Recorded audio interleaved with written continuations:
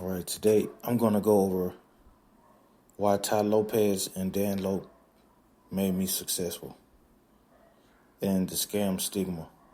Now, the scam stigma is like the feeling that you get when you're watching like a YouTube video or like a Shopify guy. Since this is a Shopify channel, we can discuss like the digital marketing aspect as well, and like the people who sell those services. So I like to talk about Dan Lope and Ty Lopez because there's a guy named CoffeeZilla on YouTube, and he says, "Oh, these guys are scammers.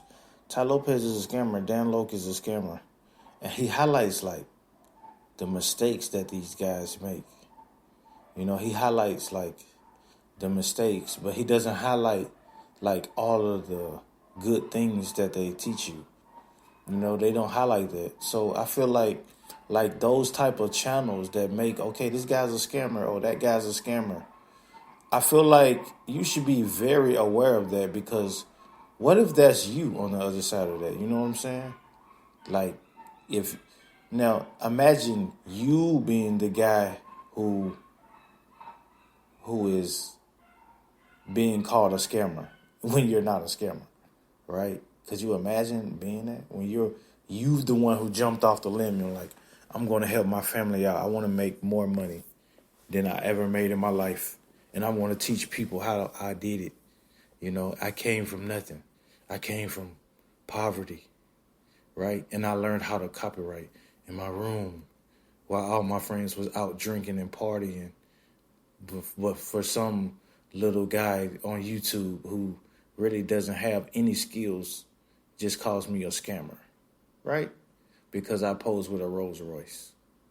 You see what I'm saying? Like, that's kind of like, you have to watch people like that, because you have to put yourself in that boat before you criticize and before you jump on that.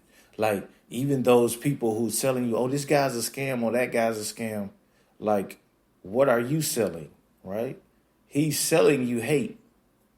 Hate can be sold, right?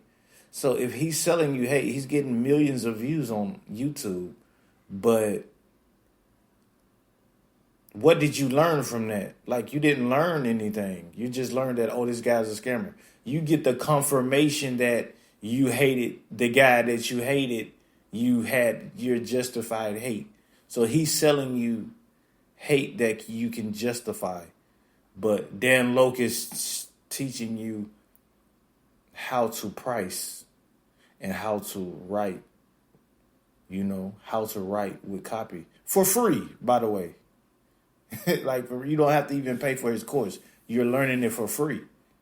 So how can you say somebody's a scammer if you're getting in free information and you haven't even paid anything? You see what I'm saying? Like, even Ty Lopez. Like, wouldn't you want to have a garage with like 10 Lamborghinis in it? And you're a teacher, right? Like, you could be a teacher online and teach people real things. Or you can just go to a university and teach, right? Who is the scammer? Like seriously, who's the scammer? Like, this guy's giving you free information that's better than a university, but the university is giving you like 40,000 in debt, and it's not even good information. So who is the scammer in that situation? Like, I feel like people could be like, free information is making people stupid. That's what I think. I believe that free information is starting to make people stupid and greedy, because it's like you're getting so much free information, you don't even pay for it. You see what I'm saying? That's the beauty of high ticket. That's why these guys price so high, because they understand these things. They understand that the problem isn't what they're selling, it's the person. You see what I'm saying? That's the truth. Like, the truth is, most of the time, if you're selling something that can help people, it's not you, it's the person. You see what I'm saying? And if you don't see that, if you can't see that in yourself, then you're probably not cut out for business, because You're gonna deal with these type of people. You're gonna deal with people that it's not the issue. Like even price could be if a like price couldn't be an issue for some people, but the price is usually not an issue if the person is ready, right? It's all about the person. Like if a person is persistent, that's usually who would be successful in business. It's not the person with the money. It's the person who's persistent and they have a problem solving mindset. Like that's the key.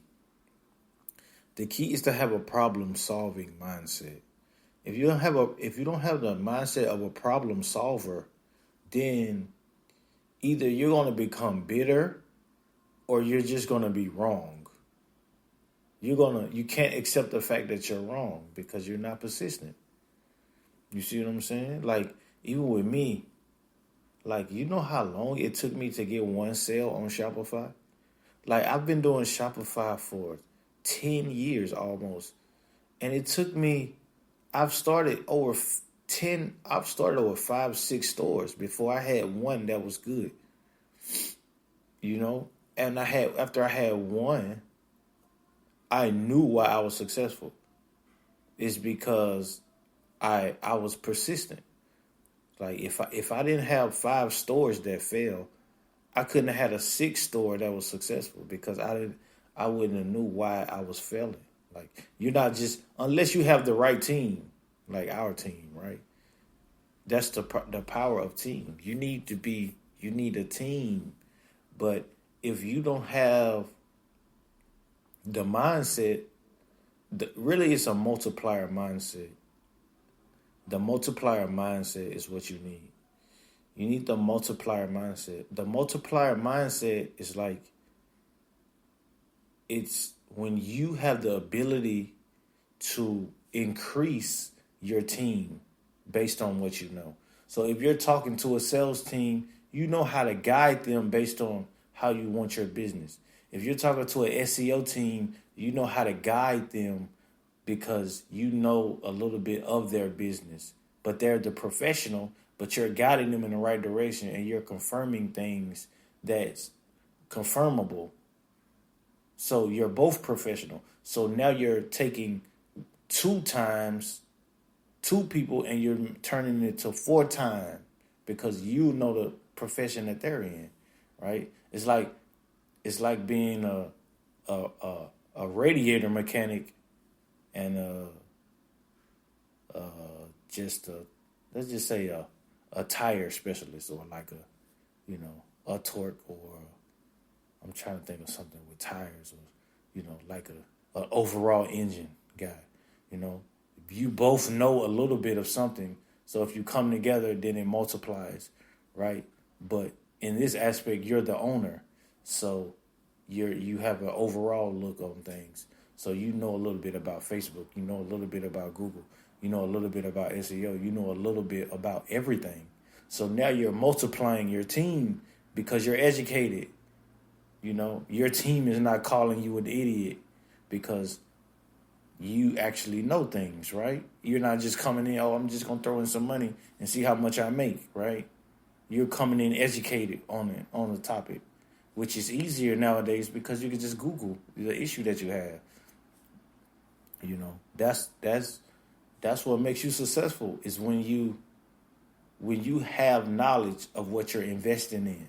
You're not just reading something and then we're like, yeah, I need that. You're actually a little bit educated, so you can't be fooled, right? You can't be fooled by what someone is selling you because you're educated in it. You know what I'm saying? They can't fool you. And that's kind of how I would approach things if I was investing in a service like ours. Because that's what I did, right? That's what made me successful.